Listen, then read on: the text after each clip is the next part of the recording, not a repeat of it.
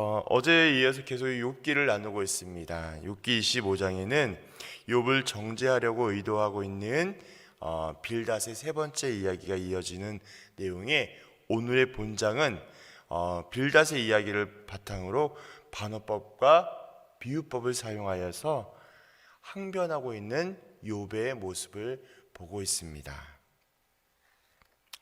이러한 26장은 욥이 먼저 빌닷의 변론에 대하여 지극히 피상적이고 무익하며 잘못된 것임을 이야기하는 1절에서 4절에 대한 내용이 등장합니다. 이러한 내용들은 본질을 추구하지 않고 겉으로 드러나 보이는 현상에만 관계하고 있는 친구의 조언임을 다시 한번 나타내고 있죠. 다른 말로 표현하게 된다면 욥에 대한 상황의 깊은 내면과 이해를 하지 아니하고 수박 겉핥기식, 다른 표현을 하면 대충 이렇게 바라보며 조언하고 있는 친구의 모습을 보게 합니다. 빌닷이 앞에서 밝힌 하나님의 위대하심을 더욱 깊고 풍성하게 진술하면서 욥도 이러한 하나님의 속성의 회복의 소망과 근거를 두고 있음을 강조하고 있는 5에서 14절까지의 본문을 구성할 수 있겠습니다. 그 가운데 빌닷의 이야기가 무익하였음을 반어법으로 반복하며 역설하고 있는 1절에서 4절에 대한 내용이 있는데요. 특별히 2절에 보니까 빌닷의 변론이 고난에 처한 욥에게 어떠한 위로와 도움이 되지 못하였음을 보게 합니다. 그것이 2절이고요. 빌닷의 변론이 논리적인 오류와 어리석었다는 사실에 3절이 등장합니다. 그리고 빌닷의 변론이 욥의 문제와 상관이 없는 무가치한 것임을 4절을 통하여 주목할 수 있습니다. 사실 빌닷은 고난에 처한 욥을 향하여 하나님의 의로우신 섭리를 믿고 의지하며 인내하도록 위로와 격려를 하는 것이 마땅하였음에도 불구하고 오히려 자신의 좁은 경험과 지혜로 가장 친한 친구인 욥을 향하여 비난과 정죄만을 자주 사용하면서 욥에게 더욱 깊은 고통과 혼란을 주고 있습니다. 이게 우리가 처음 들었던 이야기는 아니죠. 끊임없이 가장 친한 친구들이 찾아와서 욥의 상황을 보고 사랑과 격려와 위로를 해주지 못할 망정 상처를 후벼파고 그의 마음을 더 아프게 했던 사실을 우리는 끊임없이 반복하여 알게 됩니다. 여기서 중요한 사실은 무엇이냐면 참된 위로자의 자세를 볼 수 있습니다. 참된 위로자의 자세란 위로받는 자를 진정으로 이해하며 격려하고 공감해 주는 거예요. 특별히 우리 교회 안에서도 여러 공동체 안에서도 작은 장을 맡거나 리더를 맡으시는 분들이 계시는데, 그런 분들이 또 다른 속한 멤버들과 사람들을 만나고 대할 때마다 이러한 마음들을 꼭 기억하셨으면 좋겠습니다. 그래서 진정으로 남을 향한, 상대를 향한 이해와 격려와 공감해 주는 것으로 그가 다시 하나님 앞에 온전히 세워질 수 있도록 품어주는 것. 다시 말한다면 어려워하고 낙심해하고 있는 사랑하는 교우를 향하여서 그가 다시 한번 하나님 앞에 온전히 세워질 수 있도록 따뜻하게 안아주는 것이 참된 위로자의 모습이라고 할 수 있습니다. 더 나아가서 어려움을 만날 때마다, 문제를 만날 때마다 자신의 힘과 능력이 아니라 오직 하나님께 더욱 집중하고 하나님만을 의지하도록 도와주는 것, 하나님께서 하나님 되심을 인정하도록 도와주는 것, 그렇게 도와주는 것이 가장 지혜로운 권면이 될 것입니다. 어떠한 순간이 올지라도 하나님께서 끝까지 지켜주시며 보호하시고 인도하심을 믿는 것, 그것이 위로하는 자나 위로받는 자나 똑같이 기억해야 할 중요한 사실입니다. 그래서 끊임없이 기억할 것은 우리가 상대방을 향하여서, 남을 향하여서 사랑하고 권면하며 세워줄 때에 하나님의 은혜와 사랑 가운데 그 사랑이 더욱 풍성하여 주시고, 날마다 문제를 만날 때마다, 어려움을 만날 때마다 하나님 안에 이렇게 회복이 될 수 있도록 도와주는 것, 그러한 모습이 우리 안에도 있어야 합니다. 이어지는 빌닷은 욥기 25장 이야기에서 하나님의 위대하심과 인간의 비천함을 비교하면서 욥이 마치 그러한 자신의 비천함을 깨닫지 못하고 하나님께 불경건한 혹은 불의한 자처럼 몰아가는 것을 볼 수 있습니다. 이에 대하여 욥은 본 단락을 통해서 빌닷의 이야기는 지극히 자기중심적이고 잘못된 것임을 지적하기 위한, 오히려 하나님의 위대하심에 대해 빌닷보다 더 깊고 풍성한 자신의 신앙 지식이 있음을 나타내어주고 있습니다.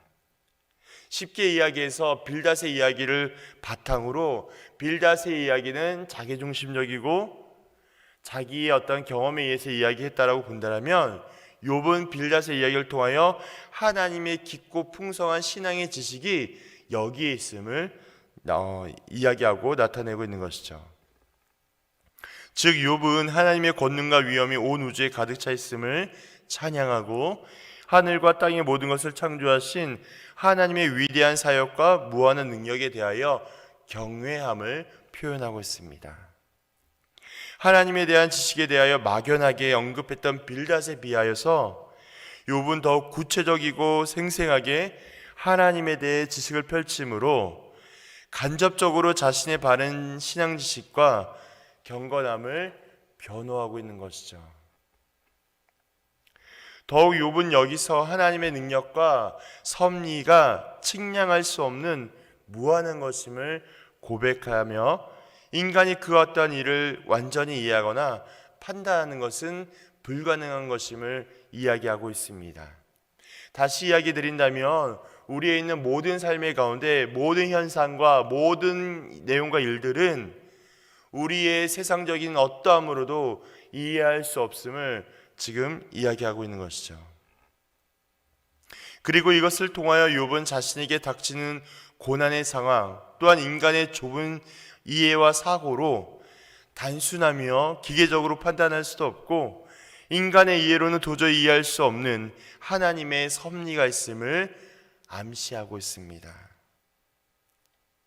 그러므로 욥의 고난을 놓고 단순히 죄의 결과로만 해석하고 있는 욥의 세 친구들의 이야기는 결국 하나님의 무한하신 권능과 오묘한 섭리를 인간적인 지혜와 지식, 경험으로 제한하고 있는 죄입니다. 하나님의 높고 위대하신 섭리하심과 계획하심을 자신들의 경험과 지혜로 제한하고 있는 죄를 범하고 있는 것이죠. 다시 표현하면 뭘까요? 이것은 바로 하나님에 대한 올바른 지식이 없음을 나타내어주고 있는 것입니다. 제 주변에 아주 친한 목사님이 계시는데요, 서울에서 아주 큰 교회에 지금 부목사를 하고 있어요. 근데 곧 사역지를 이동해야 되는 상황인데 오늘 말씀 묵상하면서 자꾸 그 친구가 생각이 나는 거예요. 왜 생각이 나냐면 보통 목사님들은 사역지를 이동할 때마다 이렇게 준비가 되거나 예정이 되거나 하는 경우들이 있는가 반면에 그렇지 않고 잘 정리해서 준비하는 경우들도 있거든요. 근데 이분의 상황은 전자보다는 후자 쪽으로 뭔가 준비를 하고 나가야 되는 상황인데, 여전히 자신이 이렇게 뭔가 시도하고 노력할 때마다 번번이 안 되거나 실패하는 일들을 이제 전화를 통화하면서 듣게 되었어요. 그러다 보니까 자신도 예상할 수 없었던 가정의 아픔들, 또 식구들의 힘듦을 고스란히 듣게 되는 상황을 직면하게 되었는데요. 그의 친구의 그 목사님의 상황을 놓고 통화할 때 어떤 느낌이 들었냐면, 분명히 문제가 보여요. 어떤 문제는 분명히 자기가 마지막에 놓지 말아야 할 이 끈을 여전히 붙잡고 있다라는 게 생각이 드는데, 지금 이 욥의 세 친구처럼 만약 그 상황에서 제가 아무개 목사야, 너 이거 꼭 내려놔야 돼, 그래 너 하나님 더 만날 수 있어 라고 이야기하고 싶었지만, 울먹울먹거리며 울고 있는 그 친구의 통화를 들으면서 그래, 너 많이 힘들었겠다. 하나님이 너를 분명히 위로하시고 너를 붙잡고 다른 길로 예비할 거야 라고 통화하면서 어제 전화를 끊었거든요. 근데 오늘 이 말씀을 묵상하면서 그 친구가 너무 생각이 나는 거예요. 우리가 세상적으로는 하나님의 섭리를 다 이해한다라고 고백하지만 실상적으로 문제를 만날 때마다 여지없이 무너지고 아파하는 게 우리들의 모습이거든요. 내가 분명히 하나님의 계획을 알고 있고 하나님 이 길을 가면 하나님 분명히 맞습니다라고 고백하지만 그 길을 마침 걸어가요 또 다른 어려움을 만나게 된다면 그 누구도 이 길이 하나님의 길이 맞습니다라고 자신 있게 말할 수 있는 사람이 쉽지 않음을 고백하게 됩니다. 그렇기 때문에 우리는 매 순간마다 하나님을 인정하고 하나님만을 신뢰하는 훈련과 경건함이 필요합니다. 한편 욥은 이렇게 하나님에 대한 바른 지식과 신앙을 가지고 있었기 때문에 인간적인 이해로는 이해할 수 없는 고난의 상황에 대하여 탄식하기도 했지만 결국 극심한 고난 가운데서도 끝까지 신앙을 지키는 모습을 보여주었습니다. 이렇게 끝까지 지키는 것, 오래 참음은 하나님을 아는 바른 지식이 바른 신앙의 자리와 모습으로 인도할 것을 교훈하고 있습니다. 오늘의 말씀을 다시 잠깐 정리한다면 내 주변에 어려운 이웃과 낙심한 사람들과 성도들이 있다면 따뜻한 위로와 공감, 사랑으로 우리가 쓰임받을 수 있도록 소망해야 합니다. 상황 가운데 하나님의 사랑을 더욱 경험할 수 있도록, 그래서 지혜로운 권면함으로 문제 때문에 신앙을 버리지 않고 문제 때문에 하나님을 떠나지 않는 죄를 범하지 않도록 그를 위하여 기도하고 손잡아주고 울어주어야 합니다. 그 시간을 통하여 전화위복의 하나님을 온전히 경험할 수 있도록 도와주어야 합니다. 그리고 중요한 것은 하나님의 섭리와 계획, 인도하심과 완성하심이 있음을 무한 신뢰해야 합니다. 어떠한 상황이 닥쳐올지라도, 어떤 광야의 길이 내 삶을 또한 지배할지라도 하나님께서 나를 붙잡고 있음을 신뢰하셔야 합니다. 오래 참음이라는 것은 단지 기다리는 것만 의미하지 않습니다. 다시 말씀을 드린다면 오래 참음이라는 건 시간적인 의미에서만 단지 길게 기다리는 것이 아니라 하나님의 은혜를 사모하면서 묵묵히 지금을 살아내는 거예요. 다시 한번요. 오래 참음이란 건 거창하고 화려하고 복잡한 게 아니라 하루하루 하나님의 은혜를 기억하며 하나님의 은혜 가운데 묵묵히 하루를 살아내는 거예요. 그것이 오래 참음입니다. 죽을 것만 같은 지금 이 순간에도 우리는 놓치지 말아야 할 건 예수님께서 우리를 위하여 중보하여 주신다는 사실과 성령님께서 우리를 도우시며 보호하신다는 사실을 잊지 마셔야 합니다. 성령 하나님께서 우리를 위하여 끊임없이 끝까지 포기하지 아니하시고 우리가 성화의 가정 속에서 죽어 영화의 단계에 이르기까지 성령 하나님께서 우리를 붙잡아 주심을 우리 성도님들은 기억하셔야 합니다. 그러므로 오래 참음은 그냥 길게 기다리는 게 아니라 하루하루의 은혜를 기대함으로 살아내는 거예요. 어렵더라도, 눈물 나더라도, 죽고 싶더라도 십자가를 묵상하며 십자가의 은혜를 기억하며 살아내는 거예요. 무엇이 필요할까요? 말씀이 필요해요. 왜 그럴까요? 우리는 무지하기 때문에. 하나님의 온전한 계시하심, 나타내심, 십자가의 영성이 들어있는 하나님의 말씀, 성경 앞에 돌아가면 성령께서 깨닫게 하여 주시고 구별하시는 은혜가 우리 모든 성도님들에게 각자에 맞추는 은혜를 허락하여 주실 것입니다. 그러한 은혜로 살아가는, 그러한 말씀과 충만함으로 살아가는 저와 성도님들 되기를 예수 그리스도의 이름으로 축원드립니다. 기도하겠습니다. 아버지 하나님, 죽을 수밖에 없는 우리 모두를 예수의 십자가로 구원하여 주시고 부활 승천하사 영원한 중보자 되시는 하나님의 은혜만을 찬양과 경배드립니다. 하나님, 욥의 아픔과 고통을 통하여 우리가 무엇을 깨닫기를 원하십니까? 혹여라도 우리의 잘못된 생각과 판단으로 우리의 마음을 아프게 하고 남을 향하여 비난한 적은 없습니까?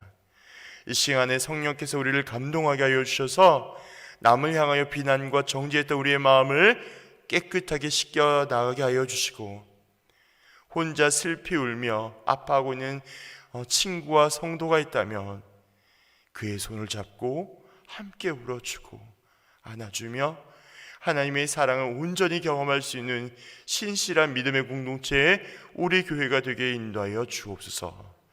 주님, 특별히 기도합니다. 내년 사역을 위하여서 기도하는 우리 모든 성도님들과 또한 공동운영위원회와 또한 담임 목사님, 우리 당의원들, 또한 모든 우리 또한 중직자분들의 삶을 주관하여 주시고, 우리 교회가 더욱더 섬김과 나눔, 선교의 공동체로 앞장서 나아갈 수 있도록 복의 복을 더하여 주옵소서. 쓰임받게 하여 주시고 세계와 열방을 품을 수 있는 우리 교회가 될 수 있도록 역사하여 주옵소서. 모든 것을 주님께 맡겨드리며 살아 역사하시고 부활하신 예수님의 이름으로 기도하옵나이다. 아멘.